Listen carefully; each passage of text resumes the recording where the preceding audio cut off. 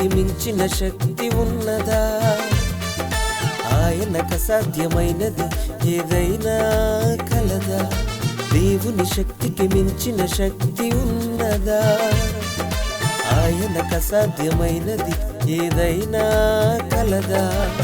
సర్వశక్తిమంతుడు, సర్వోన్నతమైన వాడు, అద్భుతాలు ఆశ్చర్యాలు సాధ్యపరిచి చూపిస్తాడు.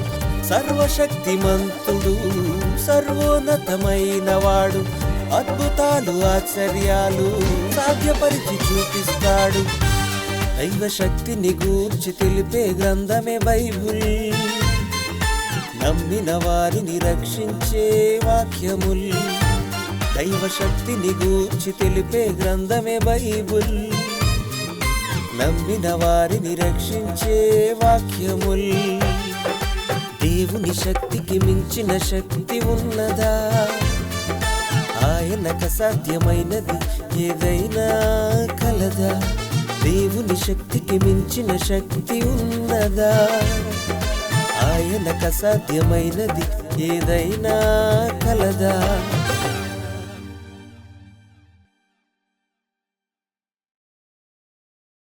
సర్వశక్తిమంతుడైన దేవుని మాటలు వినుటకు సిద్ధపడినటువంటి నా ప్రియ సహోదరి సహోదరులారా, మీ అందరికీ మన ప్రభువును రక్షకుడునైన యేసుక్రీస్తు వారి పేరిట నా హృదయపూర్వకమైన వందనములు తెలియజేస్తున్నాను.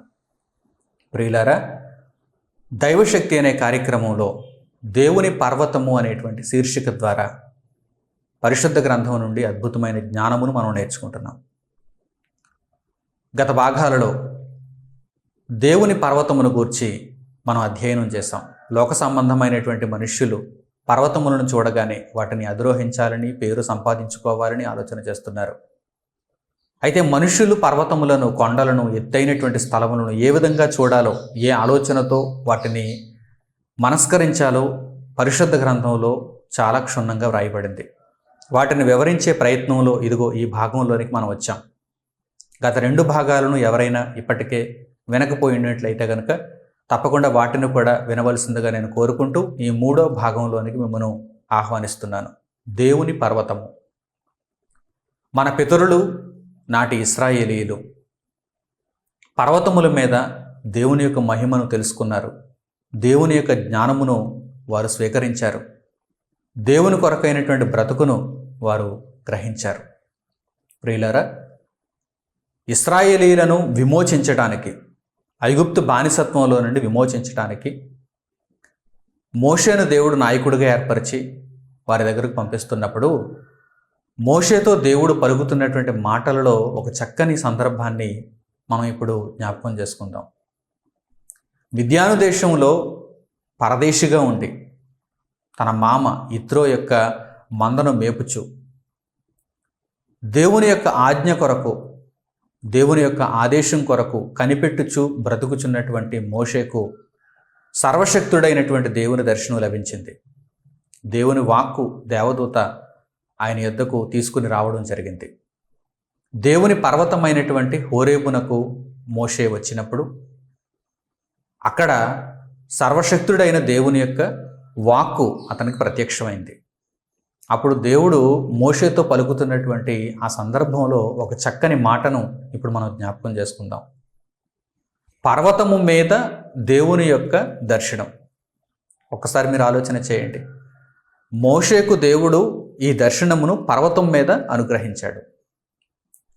ఉన్నతుడైన దేవుడు ఉన్నతమైన స్థలంలో ఉన్నతమైన మాటలను తెలియజేస్తున్నాడని చరిత్రలో ఈ పాఠ్యాంశాలను బట్టి మనం గ్రహించాలి. మీరు తెలుసుకున్న దేవుడు, యేసుక్రీస్తు ప్రభువు ద్వారా మీరు తెలుసుకున్న దేవుడు ఉన్నతుడు, సర్వోన్నతుడు. ఆయన భూమి మీద ఉన్న మనుషులకు తన మాటలను అందించాలంటే ఆ స్థాయిలో అందిస్తాడు. పురాతన కాలంలో, పాత నిబంధన కాలంలో, చరిత్రలో, ఇంకా గ్రంథము పరిపూర్ణం చేయబడక మునుపు, యేసుక్రీస్తు ప్రభు శరీరధారిగా ఈ భూమి మీదకి రాక మునుపు, మొదటి నిబంధన పాత నిబంధనలో దేవుడు ఇశ్రాయేలీలకు పర్వతముల మీద దేవుని మాటలను అనుగ్రహించాడు. ఈ చక్కని విషయాలను మనం ధ్యానం చేద్దాం. మనకు అద్భుతమైన జ్ఞానము లభిస్తుంది. ప్రియులారా, పరిశుద్ధ గ్రంథమును తెరచి నిర్గమకాండము 3వ అధ్యాయము 12వ వచనాన్ని చూడండి. నిర్గమకాండము 3వ అధ్యాయము 12వ వచనం.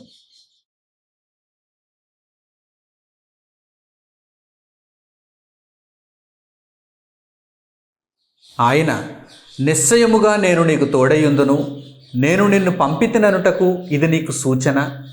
నీవు ఆ ప్రజలను ఐగుప్తులో నుండి తోడుకొని వచ్చిన తరువాత మీరు ఈ పర్వతము మీద దేవుని సేవించెదరనెను.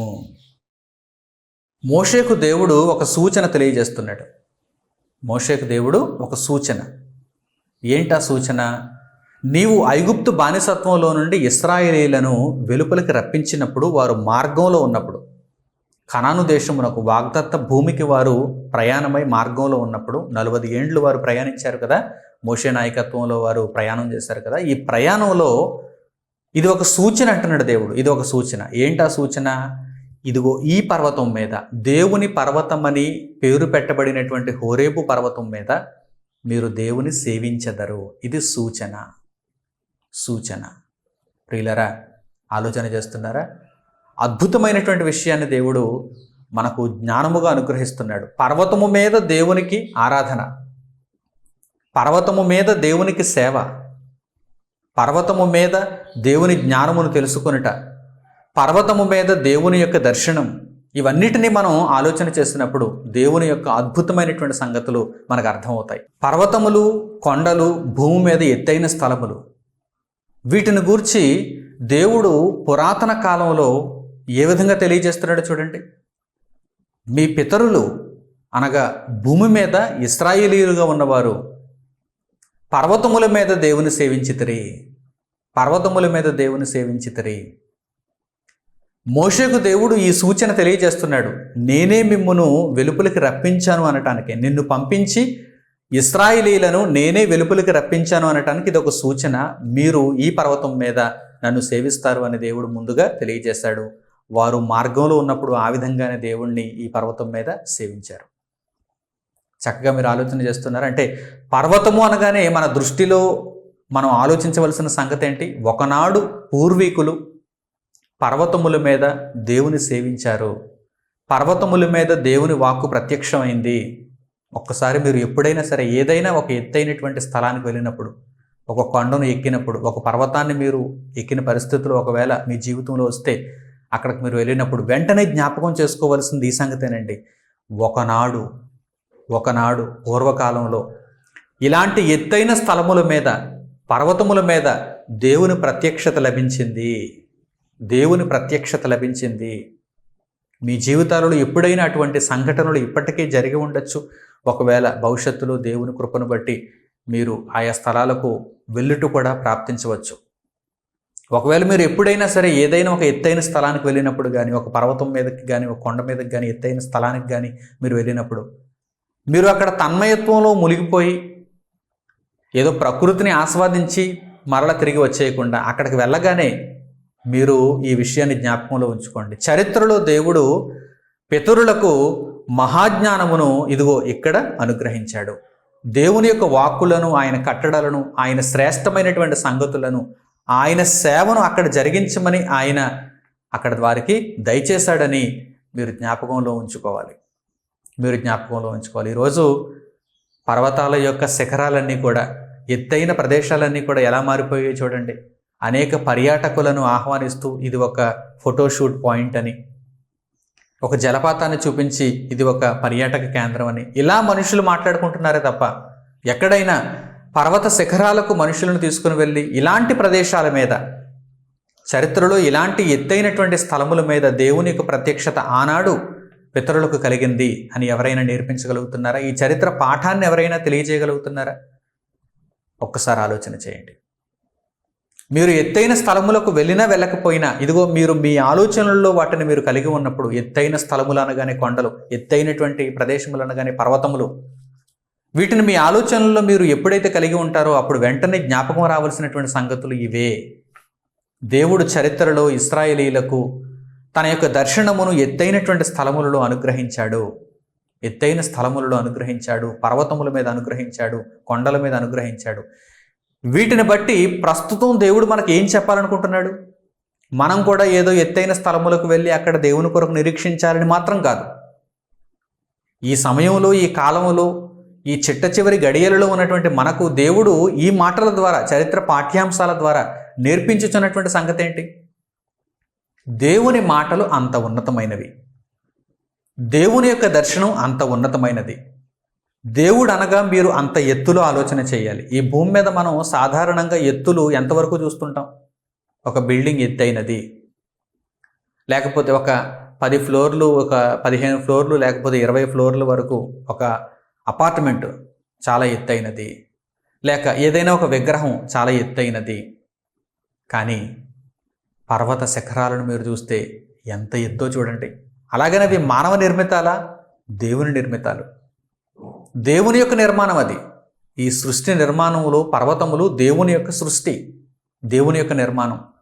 వాటిని మీరు ఆలోచన చేసినప్పుడు అంత ఎత్తుగా, అంత ఉన్నతముగా దేవుని యొక్క మాటలను మీరు కూడా స్వీకరించాలనేటువంటి పాఠం ఇప్పుడు దేవుడు మనకు అనుగ్రహిస్తున్నాడు. అంతే తప్ప మనం ఏదో ఒక పర్వతం మీదకి వెళ్ళాలని కానీ, మనం ఏదో పర్వతముల మీదే దేవుని యొక్క వాక్యమును తెలుసుకోవాలని మిగిలిన ప్రదేశాలలో తెలుసుకోకూడదని కాదు. దేవుని జ్ఞానము అంత ఉన్నతమైనది, దేవుని జ్ఞానము అంత ఉన్నతమైనది. భూ సంబంధమైనటువంటి సంగతులన్నీ కూడా ఇదిగో భూమి మీద మనం చూస్తున్నటువంటి హైట్స్ ఉన్నాయి కదా, ఎంత ఎత్తులో ఉంటాయి, ఎంత ఎత్తులో ఉంటాయి భూ సంబంధమైన సంగతులు. కానీ పరలోక సంబంధమైన సంగతులు, అలాగే పరలోకం కూడా ఎక్కడుందో చూడండి. ఊర్ధ్వలోకం అన్నాడు దాన్ని దేవుడు. ఊర్ధ్వలోకం అంటే పైనున్న లోకం, ఎప్పుడు పైనే ఉంటుంది. దేవుని యొక్క జ్ఞానం ఎప్పుడూ కూడా పైనే ఉంటుంది. దేవుని మాటలు అంత ఉన్నతమైనవని మనకు తెలియచేయటానికి చరిత్రలో ఈ మాటలను దేవుడు పొందుపరిచాడు. పర్వతము మీద నీకు దర్శనం కలిగింది, పర్వతము మీద మీరు నన్ను సేవించాలి, పర్వతం మీద నేను నీకు ఆజ్ఞలను ఇస్తాను, పర్వతము మీద మీరు నా కొరకు ప్రకటించాలి. ఈ విషయాలను దేవుడు తెలియజేస్తున్నాడు. ప్రియులారా, రాజుల కాలానికి వచ్చేసరికి, అంటే ఇశ్రాయేలీలు రాజును కోరుకున్నారు కదా, సౌలును సమూయేలు ప్రవక్త రాజుగా అభిషేకించినప్పుడు వ్రాయబడినటువంటి ఒక చక్కని మాటను మనం చూద్దాం. సమూయేలు మొదటి గ్రంథము 10వ అధ్యాయము 5-6 వచనాలను చూడండి. సమూయేలు మొదటి గ్రంథము 10వ అధ్యాయము 5-6 వచనాలు.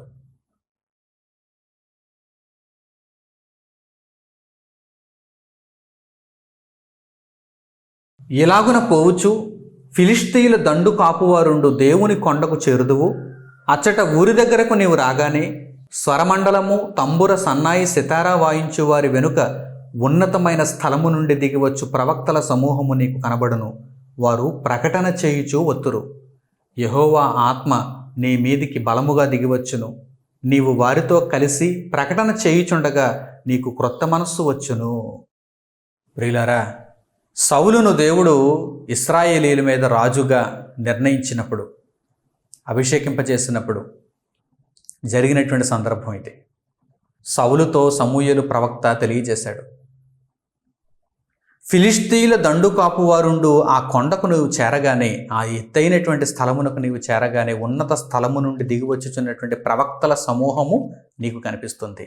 ప్రవక్తల సమూహము నీకు కనిపిస్తుంది. వారు ఎక్కడి నుంచి వస్తున్నారు? ఉన్నత స్థలము నుండి దిగి వస్తున్నారు. వారు ఏం చేస్తున్నారు? దేవుని నిమిత్తము ప్రకటనలు చేస్తున్నారు.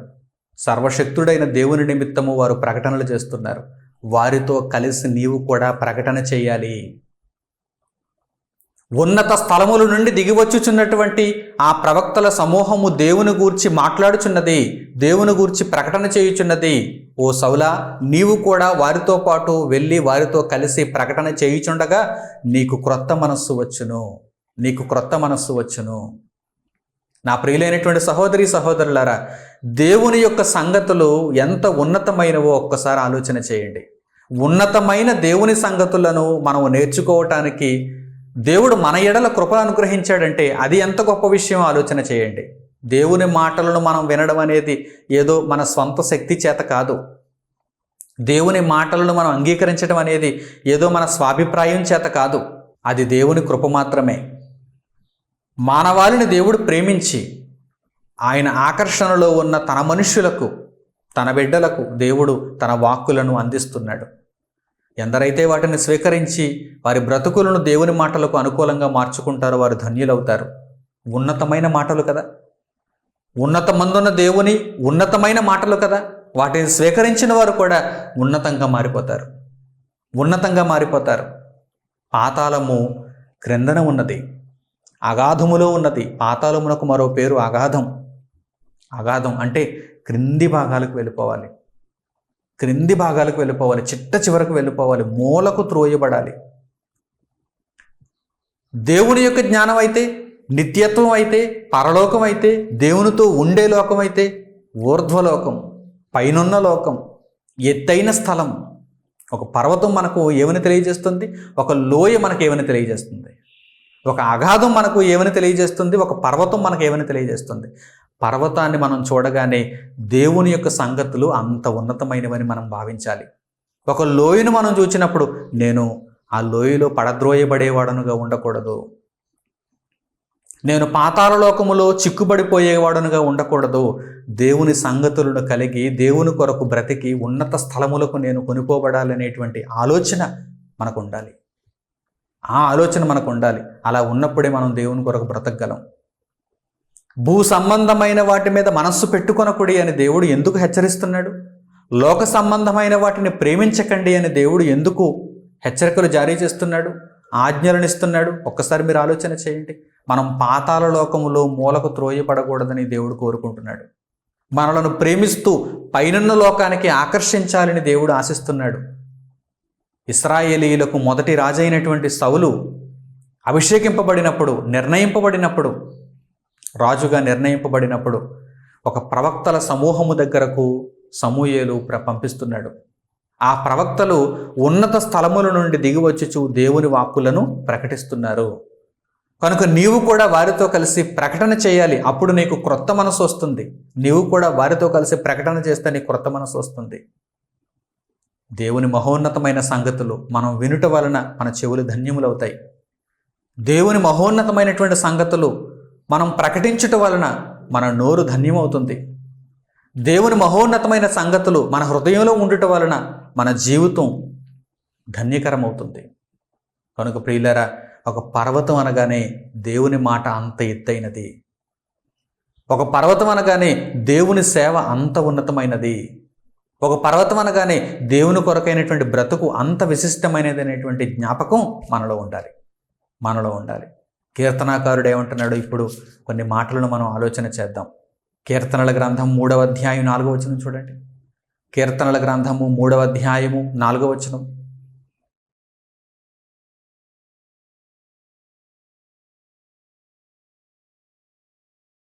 ఎలుగెత్తి నేను యెహోవాకు మొర్రపెట్టునప్పుడు ఆయన తన పరిశుద్ధ పర్వతము నుండి నాకు ఉత్తరమిచ్చును. దేవునికి ఎలా మొరపెట్టాలి? ఎలుగెత్తి దేవునికి మొరపెట్టాలి. దేవుడు పైనున్నాడు, మా దేవుడు పైనున్నాడు, మన దేవుడు పైనున్నాడు, ఆకాశమందున్నాడు. ఎలుగెత్తి నేను యెహోవాకు మొర్రపెట్టినప్పుడు ఆయన తన పరిశుద్ధ పర్వతము నుండి సెలవిచ్చును, జవాబును దయచేయును. చూస్తున్నారా? గ్రహిస్తున్నారా? ఆలోచిస్తున్నారా? ప్రియులారా, దేవుడు ఉన్నతమందు ఉండేవాడు. ఉన్నవాడైన దేవుడు ఉన్నతమందు ఉండేవాడు. ఉన్నత లోకానికి మనం కూడా వెళ్ళాలి. ఉన్నత లోకానికి వెళ్ళేటట్టుగా ఉన్నతమైన ఆలోచనలు మీకున్నాయా? ఉన్నతమైన లోకానికి వెళ్ళేటట్టుగా ఉన్నతమైన ఆలోచనలు మీకున్నాయా? ఉన్నవాడైన దేవునితో ఉండేవారుగా మీ ఆలోచనలు ఉన్నాయా? ఉన్నవాడైన దేవునితో ఉండేవారుగా మీ ఆలోచనలు ఉన్నాయా? దేవుని గ్రంథం ఈ విషయాన్ని మనలను ప్రశ్నిస్తోంది.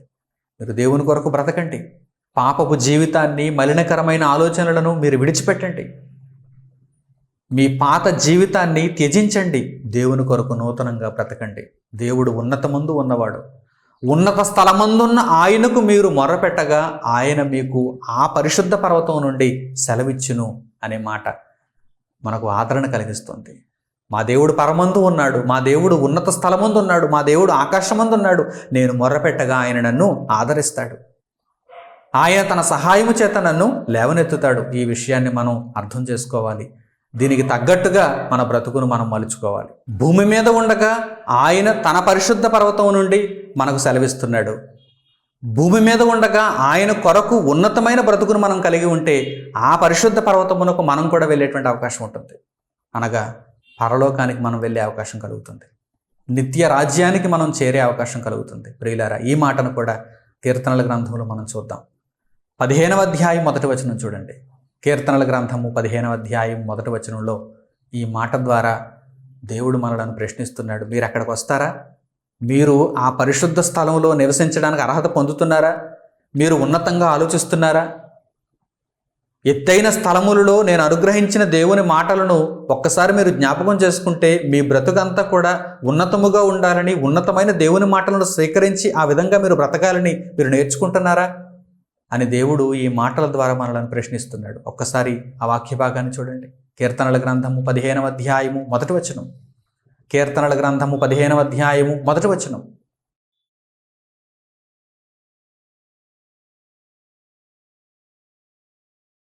యెహోవా, నీ గుడారములో అతిథిగా ఉండదగిన వాడెవడు?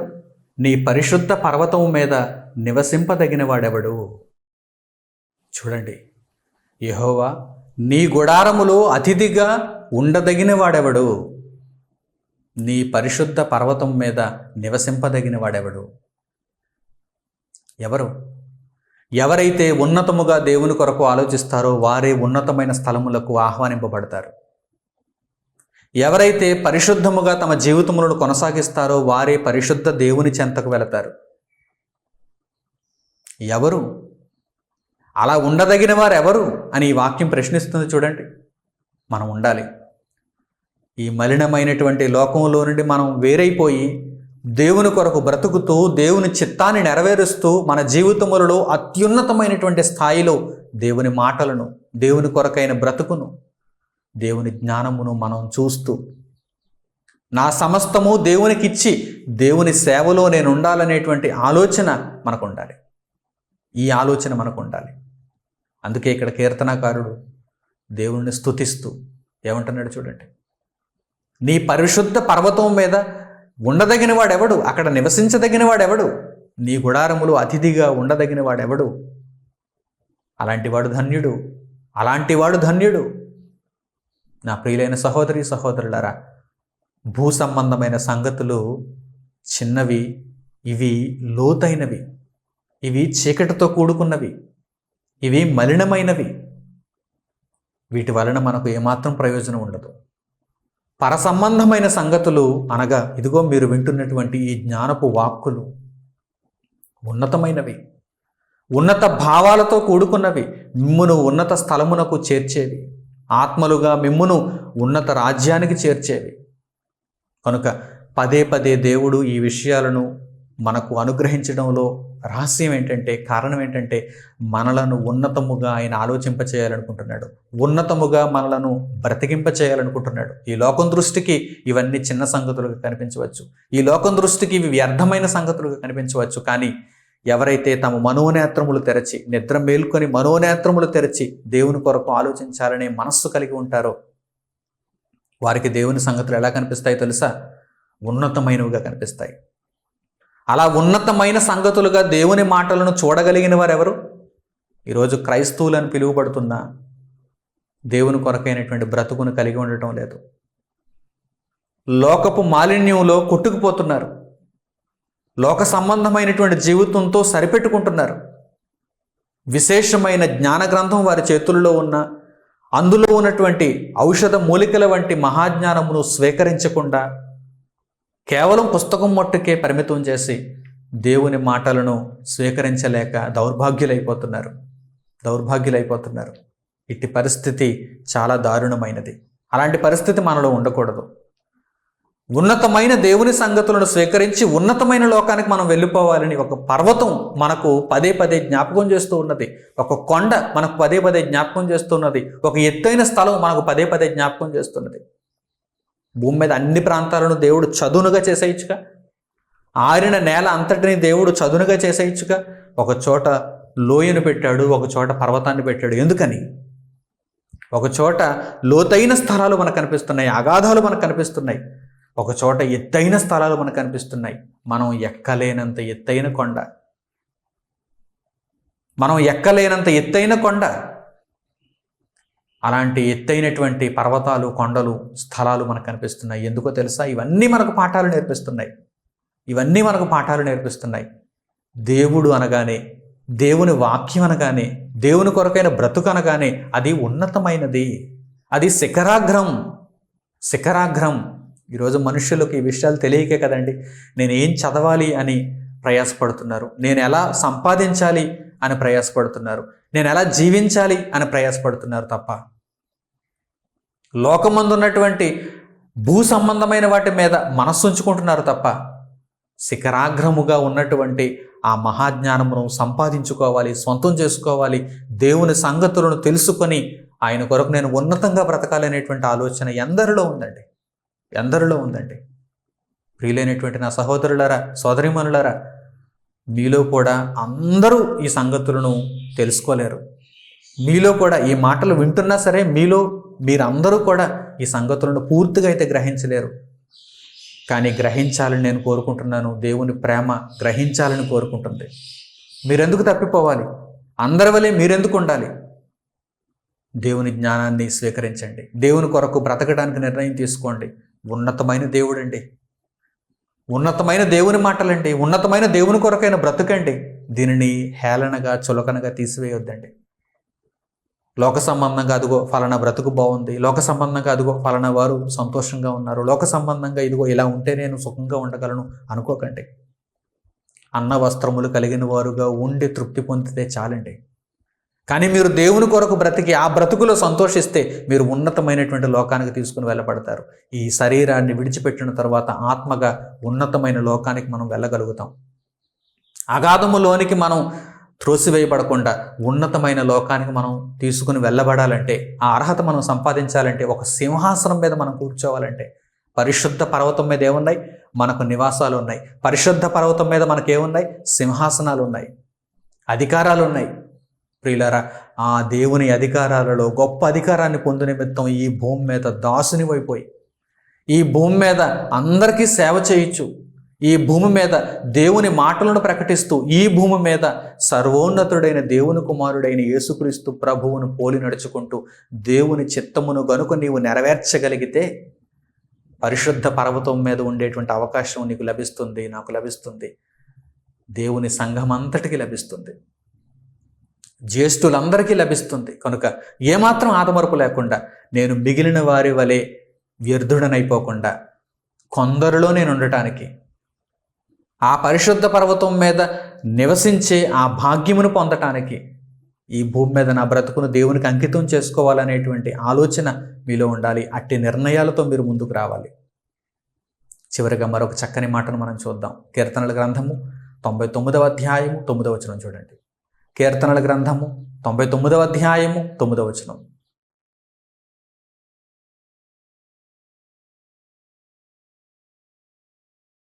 మన దేవుడైన యెహోవా పరిశుద్ధుడు, మన దేవుడైన యెహోవాను ఘనపరచుడి, ఆయన పరిశుద్ధ పర్వతము ఎదుట సాగిలపడుడి. మన దేవుడైన యెహోవా పరిశుద్ధుడు, ఆయనను ఘనపరచండి, ఆయన పరిశుద్ధ పర్వతము ఎదుట సాగిలపడండి. నిజంగా అంతటి మనస్సు మీకుందా? ఈరోజు ఈ మాటలు విన్న తర్వాత నేను ఆయన పరిశుద్ధ పర్వతం ఎదుట సాగిలపడాలి అంటే అర్థం ఏంటి? ఏదో భూమి మీద ఒక పర్వతం ఎదుట సాగిలపడాలని కాదు. ఆయన ఉన్నతమైన మాటలు, పరిశుద్ధ పర్వతం అంటే ఆయన వాక్యం. ఈరోజు ఆయన మాట ఈరోజు మన కళ్ళ ముందు పర్వతం అంత ఎత్తులో కనిపిస్తుంది కదా. ఆయన వాక్యం ముందు సాగిలపడేటువంటి మనస్సు మీకుందా? ఆయన పరిశుద్ధ పర్వతం ఎదుట సాగిలపడుడి, ఆయన పరిశుద్ధ పర్వతం ఎదుట సాగిలపడుడి. మీ జీవితంలో ఇక ఏది కూడా మీకు ఉన్నతంగా కనిపించకూడదు. దేవుని మాట తప్ప, దేవుని వాక్యము తప్ప, దేవుని చిత్తము తప్ప మీ జీవితంలో లోక సంబంధమైనది ఇక ఏది కూడా మీ దృష్టిలో ఉన్నతంగా కనిపించకూడదు. మీరు దేవుని పరిశుద్ధ పర్వతం ఎదుట, అనగా దేవుని జీవవాక్యం ఎదుట సాగిలపడండి. మీ సమస్తమును దేవుని ముందు తగ్గించుకోండి. లోక సంబంధమైనటువంటి సమస్తమును దేవుని ముందు విడిచిపెట్టేయండి. వెనక ఉన్నవి మరిచి ముందున్న వాటి కొరకు వేగిరపడచ్చు, ప్రయాసపడచ్చు.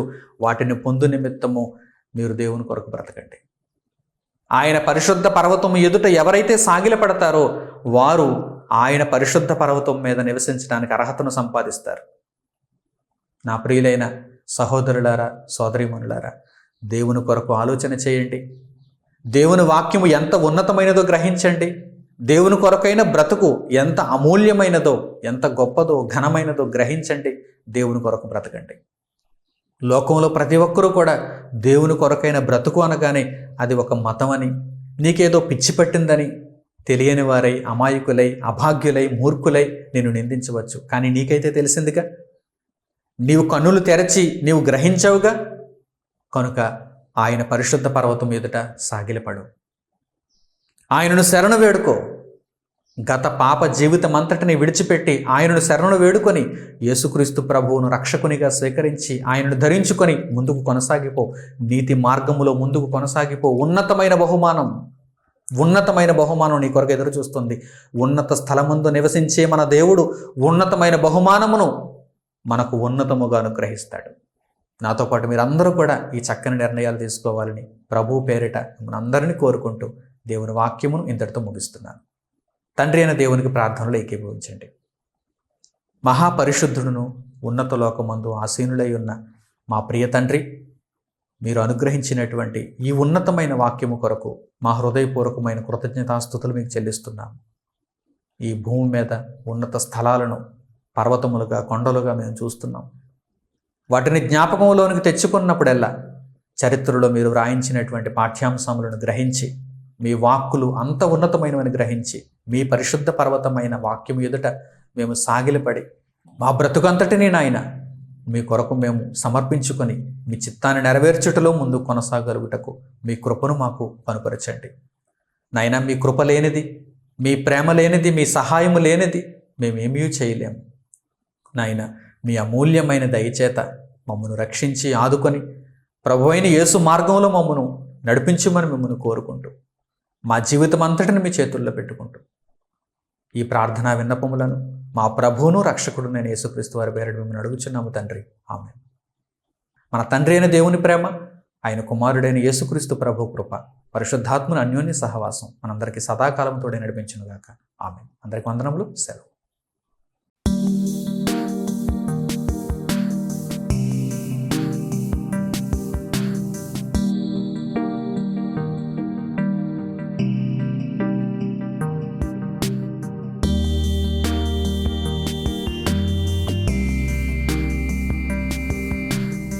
సహోదరులు మణికుమార్ గారు ప్రసంగించిన ఎన్నో ఆత్మ సంబంధమైన సంగతులను ఉచితంగా వీక్షించుటకు మా యూట్యూబ్ ఛానల్స్ను తప్పక దర్శించండి. మా సమాచారమును ఎప్పటికప్పుడు తెలుసుకొని ఆత్మీయ అభివృద్ధిని అందవలనంటే మా యూట్యూబ్ ఛానల్స్ను సబ్స్క్రైబ్ చేసుకోండి. సత్వర నోటిఫికేషన్ కొరకు సబ్స్క్రైబ్ బటన్ ప్రక్కన ఉన్న బెల్ సింబల్ను క్లిక్ చేయండి. మరిన్ని వివరాలకు మీరు సంప్రదించవలసిన మా ఫోన్ నంబర్స్ 8978414178 మరియు 8333927666. ధన్యవాదములు.